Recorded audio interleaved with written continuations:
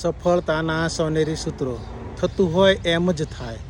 ઝાઝુ મથે માનવી કે ખેડૂત ત્યારે 2 કે 5 વીઘા જમીન માંડ પવાય.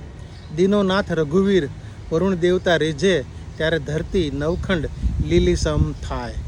પ્રભુ વરુણદેવ આભમાંથી વાદળ વરસે તો નદી તળાવ સરોવર અને ડેમ ભરે. બાકી આપણા ઘડા અને પાણીયારું તો જાતે જ ભરવા પડે. અનાજના એક દાણાને અનેક દાણા બનાવનાર ખેડૂતને સદાય પ્રેમ કરજો. કૃષિ પ્રોડક્ટ અનાજ અને કઠોળ તેમજ ગાય ભેંસ બકરીના દૂધને સદા ભાવ આપી ન્યાય આપજો. પ્રકરણ 2 કુદરતી તત્વો. વરસાદ, તડકો, ટાઢ અને તોફાનની ફરિયાદ જ કર્યા કરીશું તો ભાવિ પ્રજાને આપણે કુદરતી તત્વોના સૌંદર્યની કિંમત નહીં સમજાવી શકીએ. વરસાદમાં ભીંજાવાનો આનંદ અનેરો હોય છે. બાળકોને ધોધમાર વરસાદમાં પલળવાની છૂટ આપો.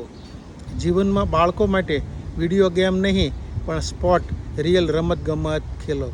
કોઈ પણ ઉંમરનો માણસ વરસાદમાં નહાય તો એ યુવાન છે. કોઈ પણ ઉંમરનો માણસ વરસાદમાં નહાય તો એ યુવાન છે. અને કોઈ પણ ઉંમરનો માણસ વરસાદથી ન નહાય કે પલળવા કે ભીંજાવા છત ગોતે તો એ વૃદ્ધ છે. અસ્તુ.